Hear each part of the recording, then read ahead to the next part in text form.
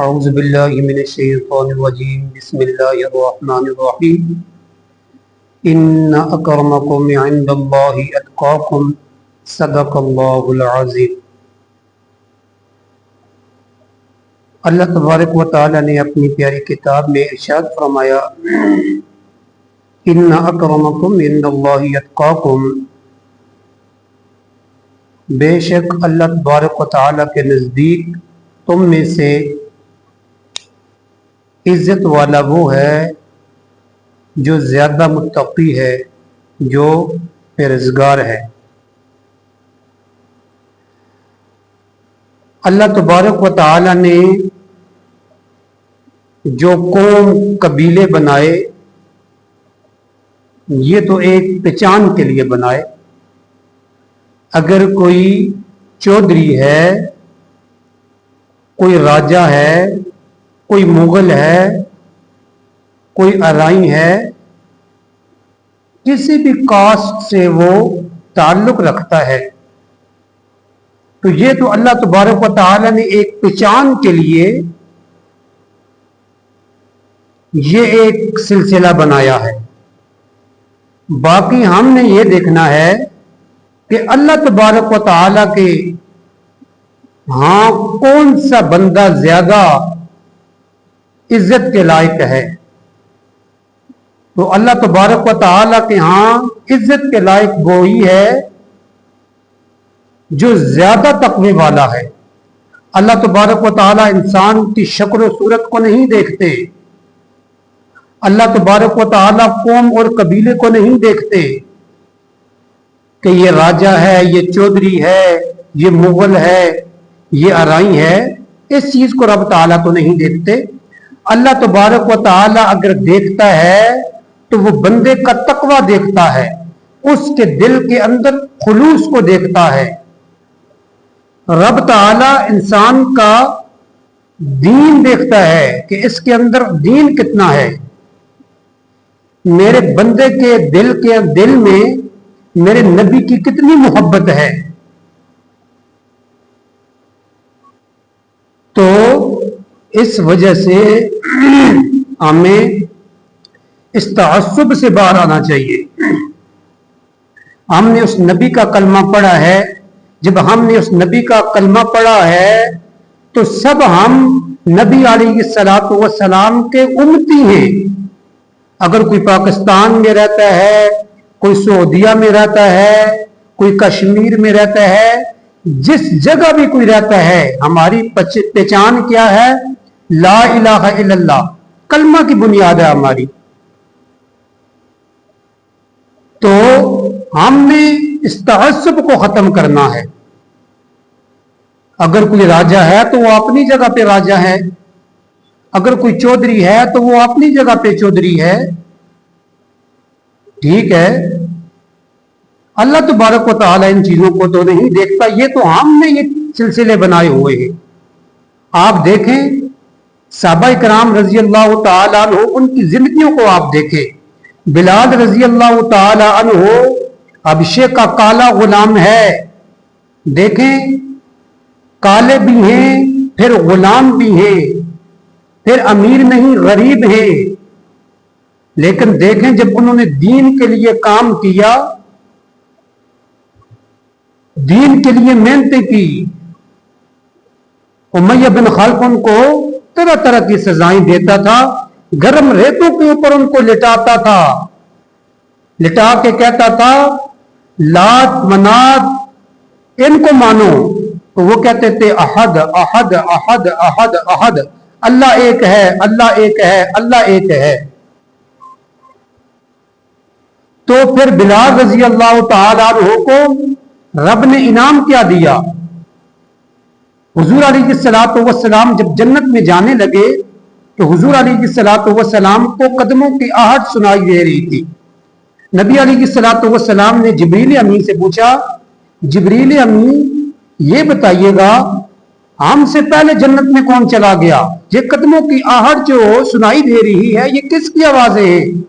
تو جبریل امین کہتے ہیں یا رسول اللہ یہ آپ کا وہ غلام ہے جس کا نام بلال ہے، جو چلتا تو مدینے کے اندر ہے۔ رب تعالیٰ کو اس کے قدموں کی آہٹ اتنی پسند ہے، اللہ تبارک و تعالیٰ اس کے قدموں کی آہٹ جنت میں حوروں کو سنائی دیتا ہے۔ یہ تھا، انہوں نے جب دین کے لیے محنت کی، دل کے اندر خلوص تھا، نبی علیہ الصلوۃ والسلام کی محبت تھی، تو اللہ تبارک و تعالیٰ کو ان کو قدموں کی آہٹ اتنی پسند تھی، رب جنت میں حوروں کو سنائی دے رہا ہے۔ یہ وہی بلال تھے جن کو حضور علیہ الصلوۃ والسلام نے کہا، بلال آج کعبہ کی چھت پہ چڑھے جاؤ، وہاں پر جا کر اذان دو۔ تو بلال رضی اللہ تعالیٰ عنہ جب کعبہ کی چھت پہ چڑھے تو بلال رضی اللہ تعالیٰ عنہ سوچنے لگے، او بلال تو ایک حبشے کا کالا غلام تھا، تو ایک غریب تھا، تیرا نہ حسب تھا نہ نسب تھا، کچھ بھی نہیں تھا، آج دیکھ دین کی برکت سے تو آج کعبے کی چھت پہ کھڑا ہو گیا۔ نیچے بڑے بڑے صحابہ کرام موجود تھے، بڑے جلیل القدر صحابہ کرام موجود تھے، تو بلال کو دین نے کیا کیا؟ کعبہ کی چھت پہ کھڑا کیا۔ یہ دین کی ساری برکات ہیں۔ تو آج ہم کیا کرتے ہیں؟ انگریزوں کے طریقوں کو ہم فالو کرنے کی کوشش کرتے ہیں۔ تو ہمیں صحابہ کرام کی زندگیوں کو دیکھنا ہوگا، ہمیں نبی علیہ الصلوۃ والسلام کی زندگی کو دیکھنا ہوگا۔ نبی علیہ الصلوۃ والسلام کے جو ساتھی تھے، انہوں نے نبی علیہ الصلوۃ والسلام سے اتنی محبت کی، نہ اپنے گھر بار کو دیکھا، نہ اپنے قوم اور قبیلے کو دیکھا، کسی بھی شے کو نہیں دیکھا، اپنا سب کچھ دین کے لیے قربان کر دیا۔ آج ہم تک یہ جو دین پہنچا ہے، یہ انہی لوگوں کی محنت ہے۔ تو آج ہم کدھر جا رہے ہیں؟ ہم نے کبھی غور کیا میرے نبی کی تعلیم کیا ہے؟ نبی علیہ الصلوۃ والسلام کی تعلیمات تو ہر شعبے میں موجود ہیں۔ کسی بھی آپ مسجد کی چار دیواری کا نام دین تھوڑا ہے، ہم نے سوچا ہوا ہے مسجد کی چار دیواری کا نام دین ہے نہیں۔ حضور علیہ الصلوۃ والسلام نے سیاست بھی کی، حضور علیہ الصلوۃ والسلام نے کاروبار بھی کیا، حضور علیہ الصلوۃ والسلام معلم بھی تھے۔ تو مسلمانوں کے لیے حضور علیہ الصلوۃ والسلام کی زندگی ایک بہترین نمونہ اور بہترین آئیڈیل ہے۔ آج مسلمان کیوں پستی کی طرف جا رہے ہیں؟ آج مسلمان کیوں ذلیل ہو رہا ہے؟ ہم نے نبی کے فرمان کو چھوڑا، ہم نے قرآن کو چھوڑا، اور مسلمان پستی کی طرف جا رہا ہے۔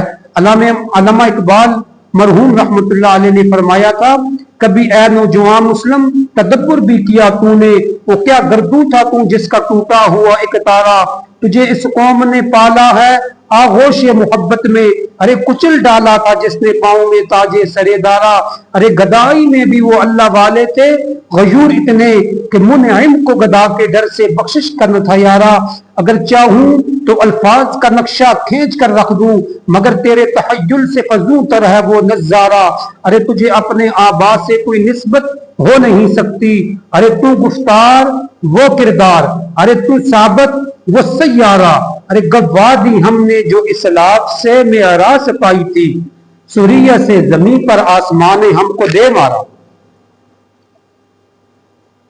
ہم نے اپنے اسلاف کو چھوڑ دیا، ہم نے اپنے اکابر کو چھوڑا، تو آج مسلمان پستی کی طرف جا رہے ہیں۔ تو آج ہم نے اگر ہم چاہتے ہیں، مسلمان چاہتے ہیں مسلمانوں کو ایک بار پھر عروج ملے، پھر ترقی ملے، تو ہمیں قرآن کو پڑھنا ہوگا، قرآن کو سمجھنا ہوگا، نبی علیہ الصلوۃ والسلام کی تعلیمات کو دیکھنا ہوگا، ابوبکر صدیق رضی اللہ تعالیٰ عنہ کی زندگی کو دیکھنا ہوگا، حضرت عمر فاروق رضی اللہ تعالیٰ عنہ ان کی زندگی کو دیکھنا ہوگا، کیسے عمر فاروق رضی اللہ تعالیٰ عنہ نے 22 لاکھ مربع میل پہ حکومت کی، وہ بھی ہماری طرح انسان تھے، لیکن انہوں نے دین کو آگے رکھا. پہلے نمبر پر انہوں نے دین کو رکھا، باقی چیزوں کو بعد میں رکھا. اور ہم کیا کرتے ہیں؟ لاسٹ میں دین کو رکھتے. پھر ہم عاشق رسول بھی بن جاتے ہیں. عاشق رسول جو بندہ جھوٹ بولتا ہے، غیبت کرتا ہے، حسد کرتا ہے، بہتان لگاتا ہے، الزام تراشی، یہ سارے کام مسلمان اگر کر رہے ہیں تو پھر کس چیز کا عشق ہے؟ نبی علیہ الصلوۃ والسلام سے نبی علیہ الصلوۃ والسلام نے کی احادیث اور قرآن میں یہ چیزیں واضح طور پر موجود نہیں ہیں. اور مسلمان ہو اور جھوٹ کو وہ گناہ ہی نہ سمجھے، غیبت کو وہ گناہ ہی نہ سمجھے، الزام تراشی کو وہ گناہ ہی نہ سمجھے، تو پھر ہم کس چیز کے مسلمان ہیں؟ پھر ہم کیسے عاشق رسول ہیں؟ ہم نے اس نبی کا کلمہ پڑھا ہے.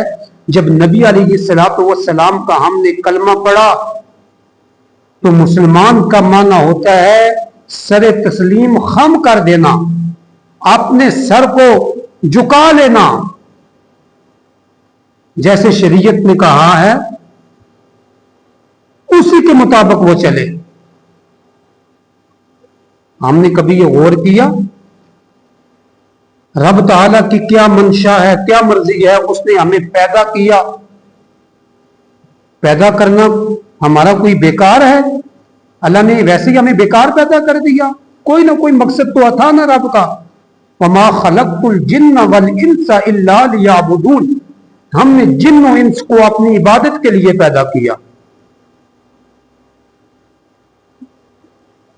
ہم قبر کا خوف ہم بھول گئے، ہمیں ہمارے ذہنوں سے یہ بات نکل گئی کہ حشر کا میدان بھی لگنا ہے. ہم نے نبی علیہ الصلوۃ والسلام کو کیا منہ دکھانا ہے؟ حضور علیہ الصلوۃ والسلام کہیں گے اے میری امتی، میں تو طائف کے میدانوں میں گیا تھا، وہاں پر تو میں نے پتھر کھائے تھے، میرے اوپر تو اوجریاں ڈالے گی. تم نے دین کے لیے کیا کیا؟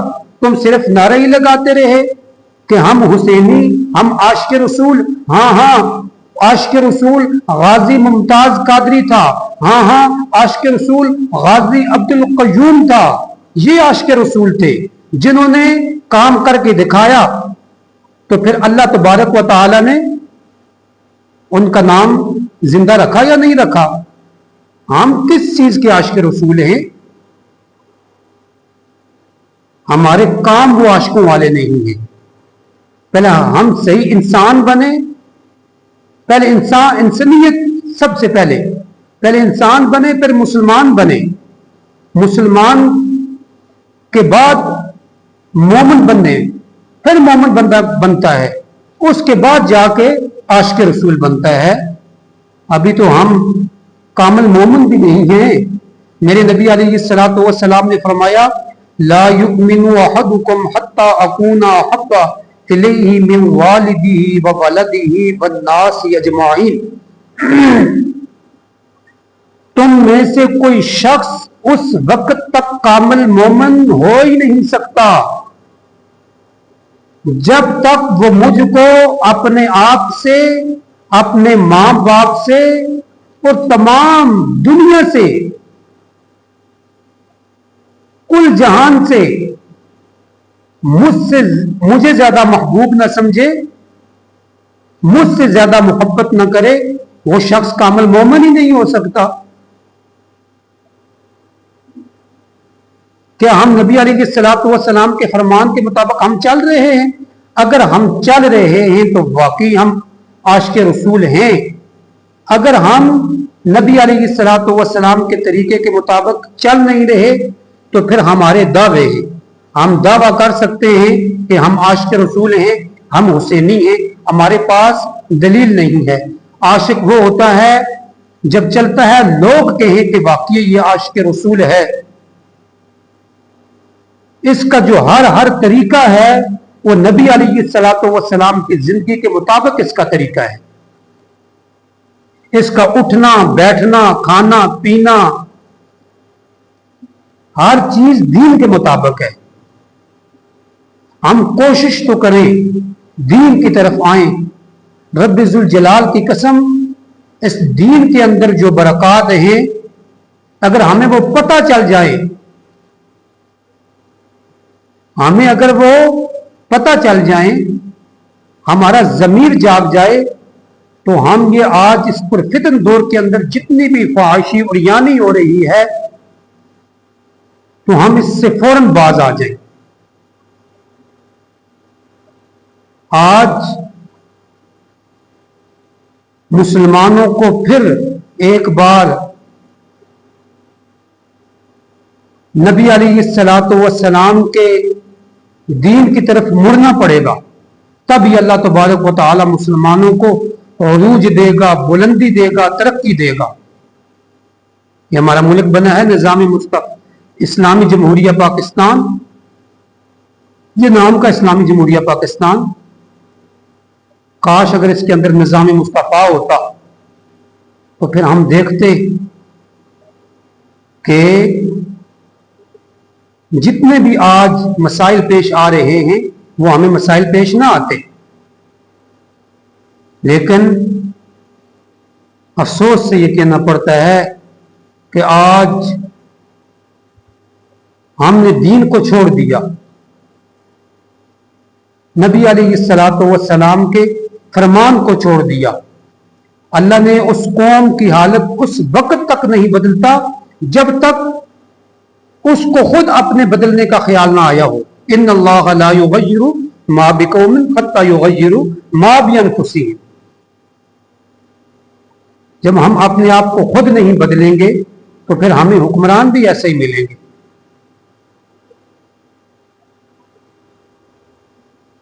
پھر ہم روتے ہیں ہمارے حکمران ایسے ہیں ایسے ہیں، منتخب تو ہم ہی کرتے ہیں ان کو، تو ہمارے کام خود کیسے ہیں؟ کیا جب ہمیں کوئی چیز کا موقع ملتا ہے ہم وہاں پر کرپشن کرتے ہیں یا نہیں کرتے؟ اگر ہم نہیں کرتے تو پھر تو ٹھیک ہے. اگر جب ہمیں کسی جگہ پہ موقع ملتا ہے جھوٹ بولنے کا وہاں پر ہم جھوٹ بولتے ہیں یا نہیں بولتے؟ ہم غیبت کرتے ہیں یا نہیں کرتے؟ حکمران تو وہ تو بات کی بات ہے نا، پہلے ہمیں اپنے آپ کو ٹھیک کرنا پڑے گا. یہ 5 فٹ کا یہ جو جسم ہے پہلے ہمیں اس کو اسلام کے تابع کرنا پڑے گا، پھر انشاءاللہ وہ وقت دور نہیں ہوگا ہمارے ملک کے اندر نظام مصطفیٰ بھی آئے گا، شریعت کی بہاریں بھی ہمیں دیکھنا نصیب ہوں گی، پھر مسلمانوں کو عروج ملے گا، ترقی ملے گی، پھر انشاءاللہ ہر طرح کے مسائل ہمارے حل ہو جائیں گے. وآخر دعوانا ان الحمد للہ رب العالمین.